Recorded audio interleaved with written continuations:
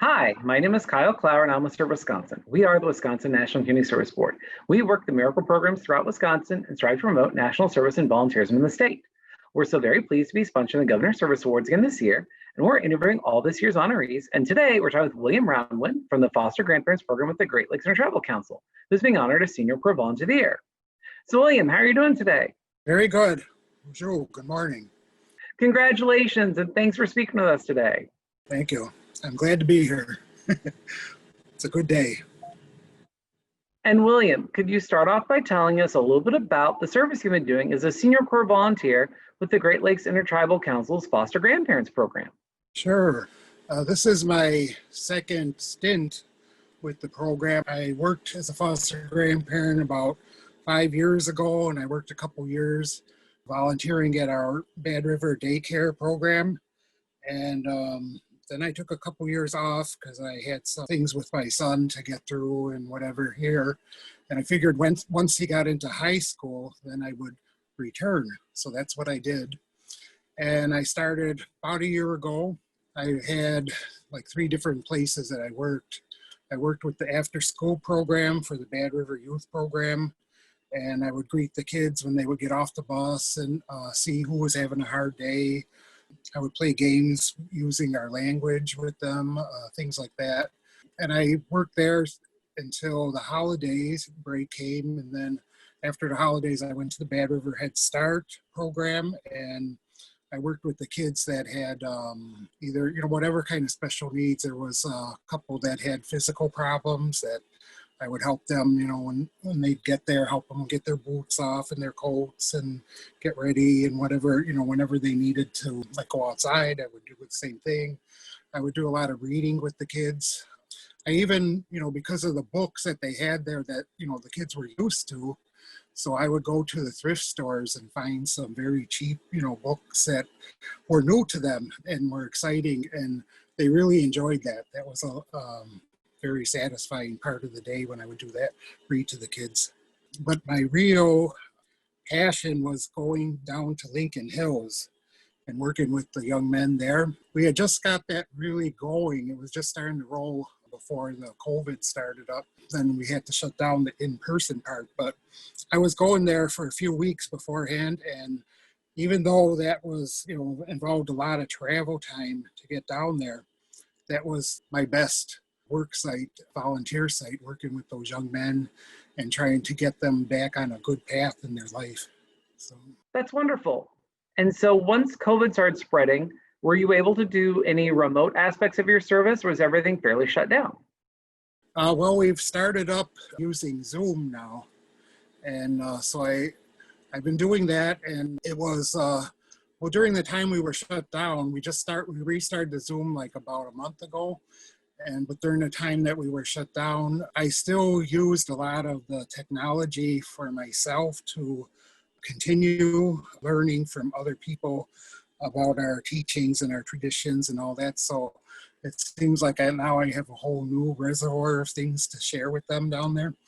And one of the things that I liked when we were doing in person was I got to bring in our sacred items and let them, participate with those things that like eagle feathers, and I'm also a pipe carrier, so I would bring my pipe. We had pipe ceremony, we would do talking circles. One of the things that really meant a lot for me, because I also did the same kind of work going into our local jails, working with the young men, but that wasn't through foster grandparents, that was just something I did. To see those young men holding the pipe, because that was the thing. When I carry a pipe, I carry it not for myself, I carry it for the people, for everybody.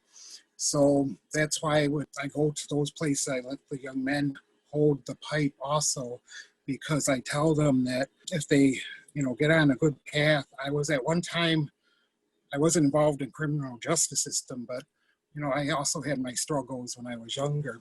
So I know what that's like. I have that experience to talk to them about. But as I did start getting back on a good path, well, that's when the things started coming to me, like the pipe, and I have that responsibility. So when they hold that pipe, I tell them that there may be a day when you will be also a pipe carrier, and you will have this knowledge to share with the younger people. So that's why I do that. That's great. And was there anything that in particular brought you to working with the students with special needs? All three of my sons are special needs. Two of them I adopted. And so I have a 28-year-old, a 23-year-old, and I have one son still at home who is 15. So that was how I kind of was able to learn about a lot of things in working with special needs children. And then, William, why did you decide to initially start serving as a foster grandparent with Glitzy? My mother did the same kind of work, but she worked at the Head Start for many years, and my mother was legally blind. And so she depended on me to bring her to her work site and pick her up afterwards. And I also did a lot of personal care for her at her home and that. And I saw how much she enjoyed that kind of work and that the kids loved her. And that kind of inspired me for once I was old enough to do that also. That's great to have that now 2 generations of your family volunteering with the foster grandparents program. Yes. And then, William, looking back at your different service experiences, what might be some favorite memories or some highlights of your service you might be able to share with us today? Well, I remember at the Head Start, that young man that he was, I don't know, 4 or 5 years old in Head Start, and he had that physical disability, and he had the most brightest smile you ever saw.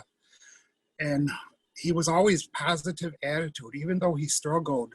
Everything that he did to participate was harder for him and was a struggle, but he kept that smile and that positive attitude. And I think he is inspiring and helping me more than I'm helping him. So I really enjoyed working with him, and I'll never forget that smile. My other favorite, I don't know if it's really a favorite memory, but, it was kind of what I talked about with those young men holding the pipe and envisioning them in the future having that role as an elder helping the younger people, even though where they are now, whatever got them there, they can then get on a good path. So that's also something that I keep in my mind, and I like to remember that, seeing them doing that. And what are some of the impacts you think you've seen from your service? Well, I kind of did a natural progression of working in, like I mentioned before, my other work before I started with foster grandparent was going into the jails and working with the young men that found themselves there, which most of them were like in their 20s and early 30s. And so I did that work for about 5 years, and I still go occasionally there.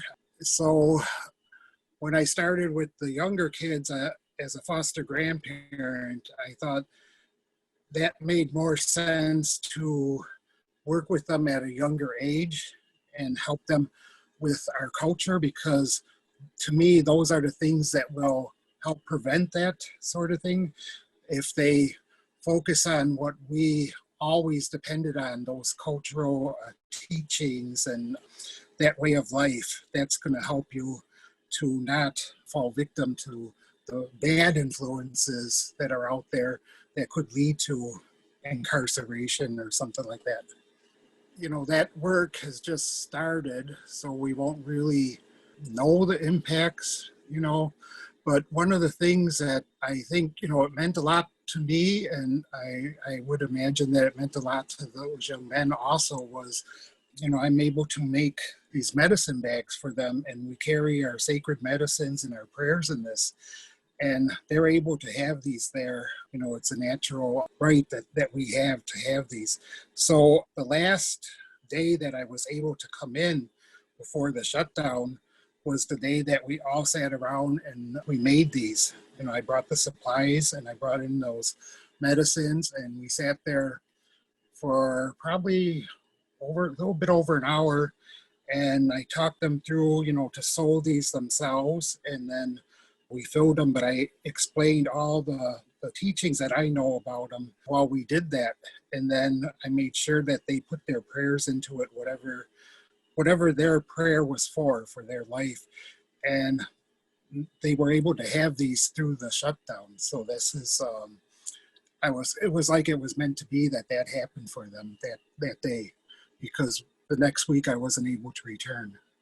That's great that it worked out. You're able to do that right before COVID started shutting everything down. So now, like using our technology with the Zoom, the way I see that is, I still make these I just did one with a young man. And so while we talked in the Zoom session, I sat here and I, sewed and made it for him, also giving him those teachings so he could see what I was doing, and I had his input, and then I was able to mail it to them, and then they were able to give it to him, and so he has that now. But the way I look at that is that we're using these technologies and adapting to them just like we always did as, being resilient Native people. We've always had to adapt to changes, and that's what we're doing now using this technology. So that's great. And thank you so very much, and congratulations again. That's amazing to me. I never expected that, and I'm not used to things like that. I'm humbled. I'm very humble. I'm glad to help the kids. And then thank you again for talking with us today. Thank you. Good to meet you.